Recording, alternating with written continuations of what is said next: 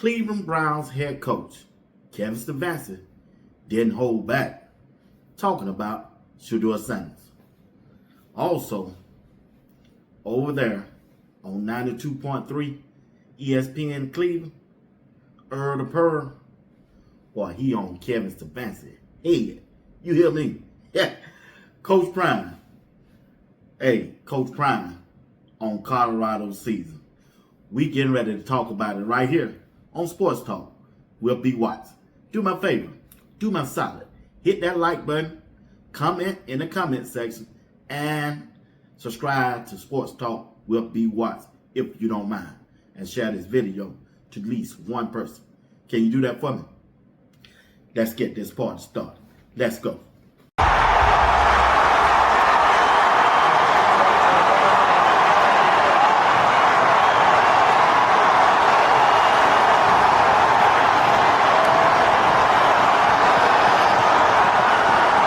The head coach of the Cleveland Browns, Kevin Stefanski, talking about Shedeur Sanders' this past week performance. Kevin said, hey, the name of the game at quarterback is winning. And he made a couple of plays that was outstanding. Kevin knows Shedeur is that dude. I don't know why he got to put up this front, but hey, Kevin gonna be Kevin. I understand that Dylan Gabriel was your guy, but it just didn't work out. We saw that from the beginning. He should have saw that during training camp, preseason, and regular season. No way Dylan Gabriel should have had a chance to start in 6 games after what they done saw previous. They saw him in the preseason. They saw him through training camp. Kevin continued to roll out his guy, and now Shedeur making him look like a fool. And it could cost him his job. It could cost him his job. I don't care if the Cleveland Browns do go on a winning streak and they win every game with Shedeur starting the quarterback. The decision could already be made. It could already be made because what he kept doing, he tried to justify his pick in Dylan Gabriel. And it showed that owner, and especially the general manager, he was wrong. Well, let's listen to Kevin Stefanski talking about Shedeur Sanders' past performance on last week. Kevin. Shedeur Sanders' first start at quarterback. You announced earlier in the week that he'll be getting his second start this week. So what did you see from him against the Raiders, and what does this week look like in terms of getting him ready for this next matchup? Obviously, as a quarterback, your number one job is to lead your team to a win. So for him to be able to do that in his first start, I think is a big deal. And obviously there are some big plays on there, none bigger than the throw to IB early in that game, which was a high level throw and catch. So to be able to find those chunks, I think was outstanding. There are always things for a young player that you can improve upon, and that's certainly his focus going into the second start. But the ability to put your team in position to win obviously is paramount. That's the head coach, Kevin Stefanski of the Cleveland Browns, talking about Shedeur Sanders' past performance against the Las Vegas Raiders. Shedeur Sanders did good, and I expect him to do even better this week against the San Francisco 49ers. I'm sure Tommy Reese, the offensive coordinator and play caller, have prepared Shedeur for this game. I'm not worried about the weather. I think Shedeur can withstand the weather. He played at Colorado, but I expect Shedeur to have at least 200-yard passing and 2 TDs. I really do. I expect this team play with the lead, and that defense, once again, gonna hunt. That's in Shedeur's favor. That's in the Cleveland Browns' favor, their defense.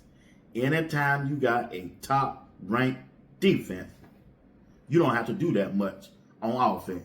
Just don't lose the game. Interceptions, fumbles, turnovers. Don't lose the game. You can't be the reason to lose the game, and that's the quarterback. And that's starting tomorrow with Shedeur Sanders. Don't be the reason why they lose the game, and you'll win. I promise you, you'll win. With that defense, along with Myles Garrett leading them, Shedeur can win. With a good, strong running game, Shedeur ain't got to do that much. He don't have to do that much. and make sure you lead with touchdowns in that red zone. When you get to that red zone, make sure you lead there with a touchdown, and it can carry you to a victory. I promise you that. No turnovers. In the red zone, score touchdowns, no fumbles, and don't be the reason why your team lose. And Shedeur would be just fine, because you already heard Adam Schefter, insider for the NFL, done posted. Hey, they want to take a longer look at Shedeur because they like the way he performed this past Sunday. They want to take a long look, because you know what they're going to find out? Oh, they already know. They already know. Why you think they leaked that information to him? It wasn't Kevin who came out and said. The owner and his staff came out and told that dude that. Man, we're going to take a long look at Shedeur, because we believe Shedeur going to be our franchise quarterback. And don't you worry about what Mary Kay, Tony Grossman, I'm talking about, Jason Lord, all of them talking about we getting a quarterback in next year's draft. For what? We got one. We finna crush all that. They crushed all that. That's a while ago. He really ain't even worried about how this game gonna turn out tomorrow. They still want to see Shedeur every game for the rest of the season, because they don't seen Dylan Gabriel. They done gave him his shot. He had the 6th game. We want Shedeur to take the rest of the season all the way through. And let's see how he performs. Shedeur Sanders gonna stand up in that paint. I can't wait till tomorrow. You hear me? I can't wait till tomorrow. It's like Christmas right here. Is you gonna go to sleep? Nope. Wait, no Santa Claus. Hey, let's listen to Earl the Pearl over there on 92.3 Cleveland. Yeah, 92.3 Cleveland. Listen. Earl the Pearl ain't cutting no slack. He telling Kevin Stefanski right now, live on the radio, I don't want to hear nothing about Kevin done developed Shedeur. He ain't done nothing. Earl the Pearl putting that thing on. You ain't getting no credit for nothing, Kevin Stefanski, because I don't like the way you handled the quarterback situation during the offseason. Earl the Pearl. What the? I don't care if Dylan was your guy or not. I can care less about the whole IQ, supercomputer, all of that stuff. You are a football coach. You play football. You've seen Dylan Gabriel in all these different practices and all these different situations that he had, and he never really showed to be a competent quarterback. Let's just keep it all the way 100. He never showed to be a competent quarterback. He literally got worse from every single start from the Minnesota Vikings start on. And yet you still made the choice as the head coach to keep trotting him out there when you know good and doggone well he was not it. Okay? When you talk to former players, like we know Tyvis Powell, like we know Cecil Shorts, guys that play certain positions, they spend most of the time during the week with their position coach and with their coordinators. And so for Shedeur to have shown his growth, I'm never going to say Kevin had nothing to do with that. That would be false. Yeah. But I do know from people who's played this game that players spend time working on things that they have issues with a position coach. So shout out to Billy Musgrave. Shout out to Tommy Reese, right? And shout out to Kevin Stefanski as well.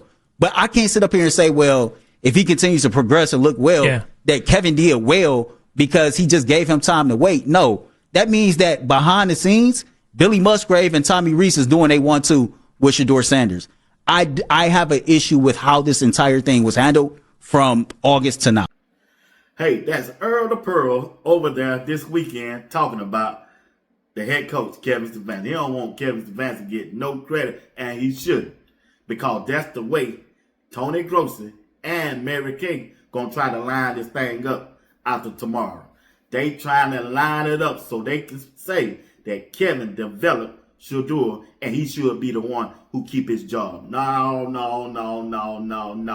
Hit the road, Jack, and don't you come back no more. And matter of fact, take your offensive coordinator, Tommy Reese, with you. Yeah, exactly what we want. Exactly. You ain't getting no credit. Earl the Pearl. Salute, my brother. I like that. Hold him accountable. Accountable, because he could have tanked this whole season by going with Dylan Gabriel. He messed up a 3rd round draft pick for the Cleveland Browns. He messed up a 3rd round draft pick. Messing around with Dylan Gabriel, a 5'9" Hawaiian left-hander. Come on, save your money. Save your money. When that rookie contract is over with, your NFL career is over as a quarterback. Don't nobody want you as no bag up. Don't nobody want you as no emergency quarterback either. Too short. Should never been drafted. Cleveland Brown was the only one. They had you on their chart. And that is wrong. Straight out wrong. And that's why the franchise, in the mess they in, could have had an offensive lineman and a wide receiver. Could have a offensive lineman or a wide receiver in that spot. But he chose Dylan Gabriel. Man, get out of here with that. Get out of here with that. I'm sorry, fam. I'm sorry. Look here. Coach Prime just had his presser a while ago. Coach Prime said a lot. Coach Prime said this would never happen again up under his watch this season. Colorado lost again today to Kansas State. Just the season didn't go good. The talent level just wasn't there. It wasn't there. The quarterback play wasn't there. Wasn't there. K-Salt, Juju, and Ryan Starr. It wasn't there. It ain't there where he can win, especially if they don't want to run the ball. They had a rant with Dalton Hayden the whole season. It might have been a different outlook. I told him from the jump, Dalton Hayden was that dog. And the way he been running the last 2 games, man, that dude should have been toting that ball at least 20 to 25 times a game. You see what Kansas State were doing they running back? They let him run. Wasn't no substitution or nothing. If anybody else ran that football for Kansas State today, it would have been a quarterback. That's it. Ain't no 4 or 5 running backs coming in. Nah. If Dalton Hayden needed a breather, it should have been Mike. Not Draylon Miller. Man, listen. That transfer portal is open. Jump in now. Yeah. Jump in. They ain't no game change. They good kids. They good people. They not no game change. Coach Prime, I'm telling you now. I know some of y'all don't want to hear this. He run that. He let them players that come back. He ain't winning nothing. I'll tell him that myself. He ain't winning nothing. They can be good all they want. They can be good kids off the field all they want. But you need some thugs out there. You need some players out there go get it in the mud. Leave them Florida boys alone and go get you some Georgia boys. Pastor Smith sent you some Georgia boys. Colton Hood. Come on, Coach. Come on, Prime. But anyway, hey, that's your thing. Do your thing. I still support you, big dog.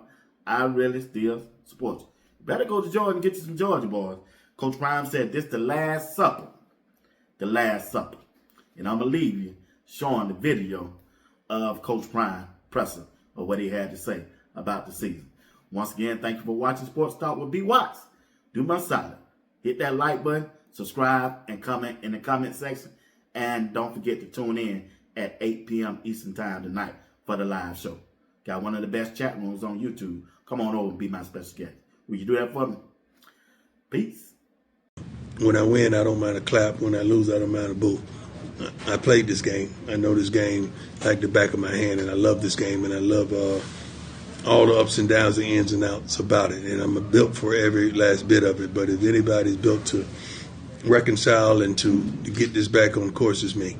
And I will do it if it's the last thing I do on earth.